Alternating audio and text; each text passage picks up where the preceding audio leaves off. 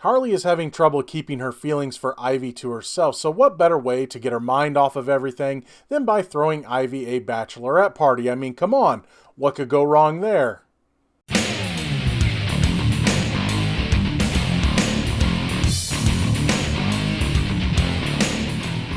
Hey everybody, what's going on? Welcome to an all-new Crossin Streams. As always, I'm your host, the real Gino Reynolds, and today we're going to be continuing our look at the Harley Quinn series on the DC Universe streaming service, this time episode 9, entitled Bachelorette. There are two parts to this episode. One part I'll talk about first, and then we'll get to the Bachelorette party stuff. The first story I want to talk about is King Shark's story. At the bachelor party, the very, very boring bachelor party for Kite Man, they're out on a boat and they're putting a puzzle together, and King Shark is kind of hiding on the boat, and he's being called out. They're saying, "Hey, we thought you'd love this. You'd want to be out here. You would be the man out here, right? Or the shark out here." And he's like, "Well, I don't want to go out there. I have reasons for leaving the sea." And comes to find out, as a crab who looks suspiciously like Sebastian from The Little Mermaid, and rightfully so after you go through the episode a bit, a talking crab comes out and tells King Shark, "You need to come back home. You need to marry your betrothed. Merge the two kingdoms, because King Shark is the future king of the Shark Kingdom, or of his father's kingdom anyway. And he's to marry someone in the Hammerhead clan to merge the kingdoms." So he does go back to confront his father and tell him he wants to be his own shark. But as he's following the crab goes into, and again, it plays into this whole Sebastian thing. The crab goes into basically an under the sea song, but it's all about how the greatest part about living in the sea is how you can poop in the ocean. And it's pretty funny. He gets to the kingdom and he meets his future bride, but it comes to find out that she doesn't really want to marry him either. So they both confront their fathers, and King Shark, long story short, tells his father off and leaves. When he comes back to the boat, he tells them everything that happened, how he told his father off, and he goes, "And then 2 minutes later, I went back and married her." And he's got a wedding ring on. And he's like, I can't, go against my father. So what they're going to do is, he says, we're going to be publicly married, but we can do our own things. So they basically have an open marriage. And that's the gist of the King Shark storyline. Now, the meat and potatoes of, or should I say, the vegan meat and potatoes of this episode is Harley Quinn is taking Ivy to her bachelorette party on Themyscira. And Themyscira has been turned into a resort, a spa and resort. So, of course, you already know there's something fishy there. And you can also tell that the queen has been either hypnotized or taken control of somehow. So the plan is, you've got this trip. First of all, they're going to the trip on an invisible plane. And it's funny because the invisible plane has a first class, but you can still see the first class because everything's invisible. On the trip, Harley has brought in an old friend of Ivy's from childhood, Nora Freeze, and Catwoman. Just all the people that we know that Ivy knows.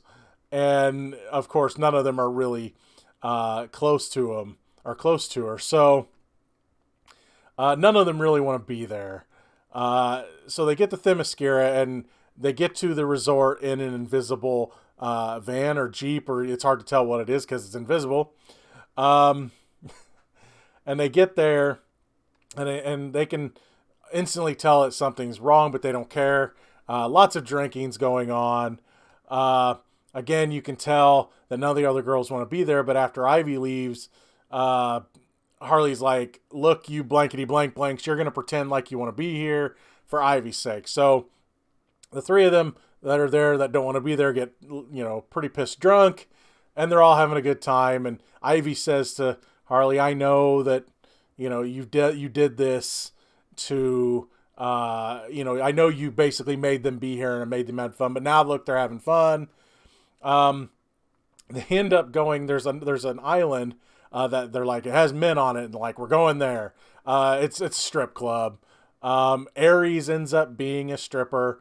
And then also Maxie Zeus makes a return. I was a little disappointed when he did, because Harley didn't say anything, because Harley and him have history in the first season. Harley went up against him. But they don't really say anything. Nora Freeze, let's just say she likes Maxie Zeus by the end. But anyway, so after a big night of drinking and partying, Harley and Ivy end up sleeping together. They wake up in bed and they're like, oh God, what happened? And Ivy kind of runs off, says, I'm going to stay in my room until this whole thing's over. Harley is able to convince her to come out, because she's like, look, I've been scoping this place out for weeks.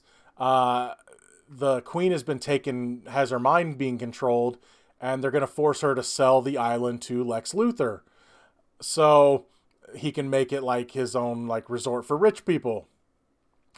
So she's like, look, I brought you here. I said we'd enjoy the spa the first night, and the second night we'd maim and murder and destroy the island and keep it from becoming corporate and bring out the natural beauty. And Ivy's like, you know me so well. And Harley's like, I know. And anyway, so they end up taking the island over, long story short.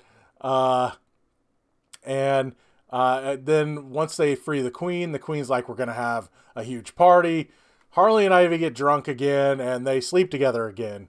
Harley tries to convince her. It's like, look, I think we both want this. And when they get back, Ivy's like, I'll think about it. But when they get back, they talk. And this was a really heartbreaking part, and I thought they handled this really well. Ivy says, look, I know you are my best friend, and I trust you with my life, but I don't trust you with my heart. She says, you're too impulsive. You go from thing to thing, and